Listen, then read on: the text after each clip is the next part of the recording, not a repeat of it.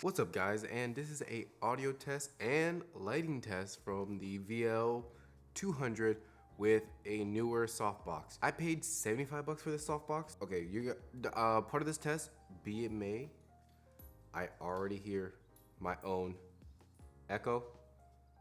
Fuck me. Wait 1 second. This is why I need another C stand, because I can only have enough for one panel. Usually I can find a way to finesse it to get two, but I'm using a lot of the C-stand arms to actually hold my mic up. You're still listening from the mic, and also because that's on a regular light stand, but to get it above me, I use that, and also the C-stand column itself. I'm using it to hold the VL200 just because I just find it much more reliable to hold it. I don't want the regular light stand, which I have holding this blanket. It's just weaker, but it's strong enough to hold this, but I don't feel comfortable with all that weight in front of it. So I could get another C-stand to try to make this happen. And actually just more C-stand in general. I think 3 C-stands would probably be enough for me. No, 3 more, so 4 C-stands in general. Monday, woo. Monday, woo. Mwah. Oh, my dogs. I always gotta be so gentle with them, because they always act like their feelings are always hurt. I am also recording at probably like 55%, 50%, 5% sensitivity on my H4n Pro on this Audio Technica. I am also using 30% on the VL200, and I'm actually gonna talk about that in a second soon. So, and also I might have a friend come in, so there's that. Let me just try one more time. It's a little better, but I'm just gonna try to use my indoor voice as much as possible. I am sweating because there's no air conditioning on right now, just because I'm trying to do my best for audio. Right now my PS4 and TV is on, so there's some technology noise.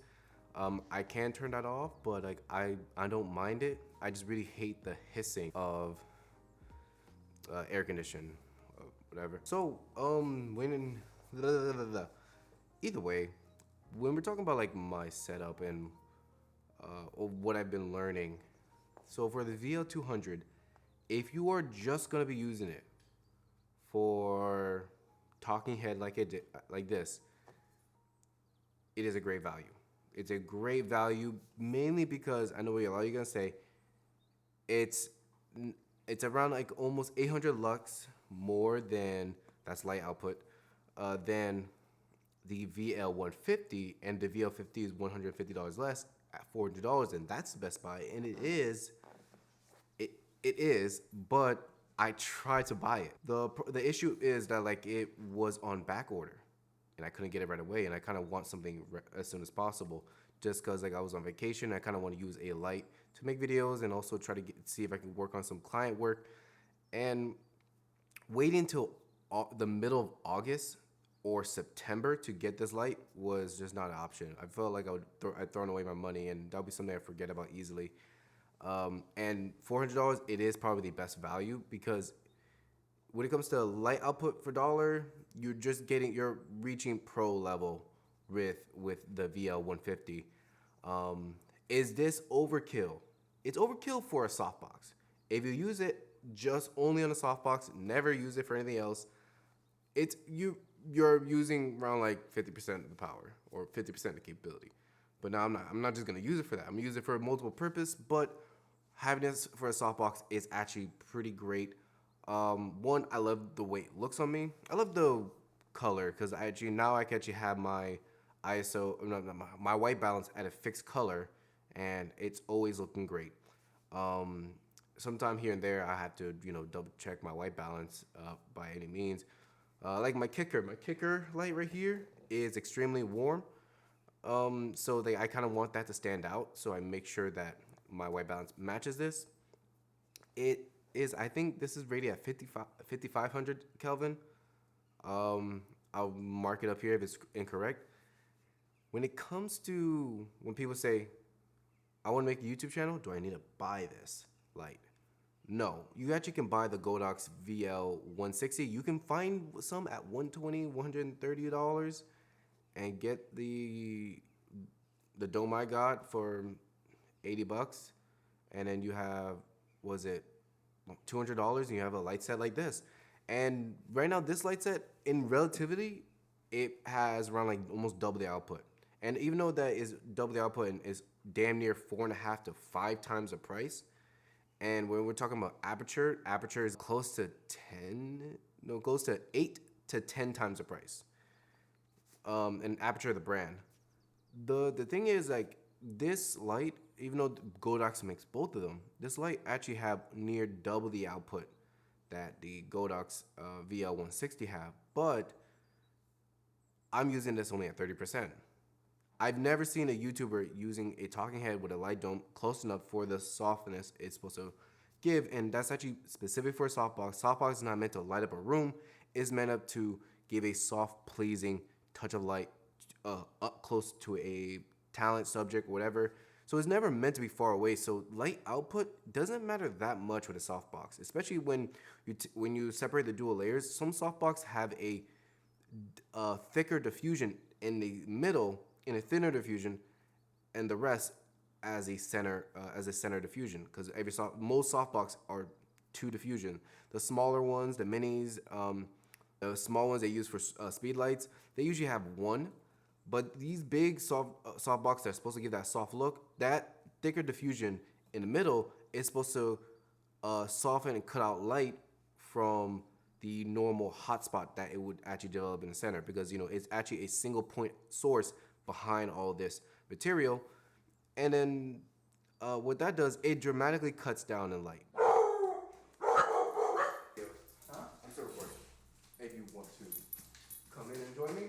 Alright guys, I have a guest that just popped in, and because of him, my dogs are actually going to make a lot of room noise. I'm waiting till they realize they know you and they start to shape the fuck up. Okay, one of them realized that. So Caesar, what do you think of this setup? I didn't even notice that. No, yeah, looks good. Yeah, like Very clean setup. this arm is dirty though. I'll give it. Because usually you would just see it stand. This upper part is so heavy, I had to have a 35-pound weight holding it down, just for safety so it doesn't move. This is part of the cleanest. The C-stand and the Godox behind it and the light softbox. This is also dirty. I'm holding this. It's a light stand with a $5 metal bar I found at Lowe's. So it works. It works, yeah. So what did this cut out some noise? Not all of it, because you can hear me in my echo. Oh. They cut off just the noise that's actually relevant to the mic. That's close enough. That's not perfect. And I was talking about something I was going to talk to you about. And get a little closer. And lean down a little bit. You're short. 1 second, guys. All right, so I'm okay with the mic being in the shot, but the thing I was mentioning was, remember the VL160 I told you about? That was $120. I was mentioning to him that it's a great indoor light. So this light gives great, good, soft look. It's at 30%. And the VL, even though it's like close to a third it's close to a third or 1/4 of this price of the light. But this light is only around like twice as bright. So in relativity, you would use the VL light, the cheapest LED light that you can get, at 60%, and you'll be golden. So after having this, if you only use lights just as a softbox, just for a talking head, this is overkill. Aperture is overkill. Everything's overkill. The best bang for your buck is that $120 Godox light SL160W. But I have intentions on making just at-home film with friends and all that stuff with this thing. And I like the versatility. One thing you also lose with the VL is that, I don't know, you see that those objects hanging off my C-stand. Right. That gives it the flexibility of I can dim it without reaching high onto the Godox. But again, for if you just use it in one place, it never moves. That doesn't matter. Every Godox come with a remote, so that doesn't matter either. But it allows me to attach batteries to this. And you were with me one time when I actually how useful having batteries on set with a light works. The Godox SL160 doesn't. This does. This just because I have plans on doing work with clients. Sometimes that involves being outside, so having batteries is somewhat essential for me. Yeah, this was supposed to be a quick video of just like really looking at like what was overkill, what was actually something I needed, and what else I still need. I still believe I need 2 to 3 more C-stands just to hold up this light properly. Actually, probably just 2 more C-stands just to hold this safely. Just because I'm not sure how many times I can always make it balance as it is. Something to help on some help with sound again, just because I'm not in a place where I can modify the room for sound. I can't put sound panels everywhere. So I work with actually just holding up blankets and then tearing down. This is actually common on set when it comes to movies when you're borrowing a location and you can't really make permanent changes to that location. So yeah, that was a quick mini video. 14 minutes. I'm probably gonna cut this down to like 5 minutes. But again, any final thoughts you have about what you saw here? For anyone that wants to know about C-stands, in case you didn't mention it already, it may seem expensive because it just looks like a pole that holds stuff for you, but that's a lot of steel. It is. And you're paying for that. So you're paying for the steel. Yeah. For me, it's 100% worth the money. It's worth the money if you use it to the most it was gonna be. If you just need to hold one light and you have no intention on holding it over you, you can use a regular $28 light stand on Amazon. Actually, the VL, the SL160 is actually lighter than a Godox, so I actually would be more reliant on having it on a regular light stand. Just this light is just quite a bit heavier, and I just don't know how much flex it over time it would do. But the SL is just around like I think 60% of the weight of the Godox I have here. Again, like you can, all in all, $230. You can have a light like this. I mean, I like the light. Yeah, it was a bitch to set this up. There's a reason why you pay more for better light domes, and I think compared to what I pay here, $40 more would have gave me the capability. Here, I'll explain it.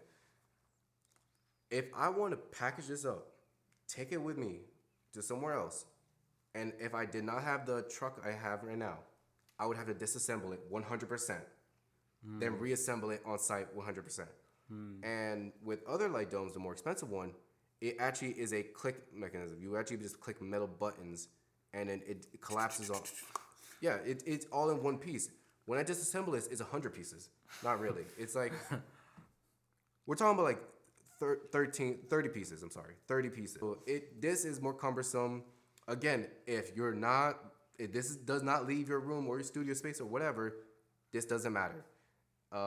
If it does, and if you're always moving somewhere, it does. I did not know this. I thought it was gonna be better. Is what it is. I'm not gonna replace this. It's for me. I rather deal with nice light. Yeah. Oh no, quality did not change. Just working with it. Right. Sucks. But yeah. But again, this guy, he is about making it work by any means and saving money. He's gonna have a show. It's gonna be a show or a podcast. You can call it either or. A showcast. And hey, I wanted to make one too. Actually, that's actually in my notebook that I was gonna talk to you about today. But either way, guys, I'm gonna see you guys in the next one. Bye.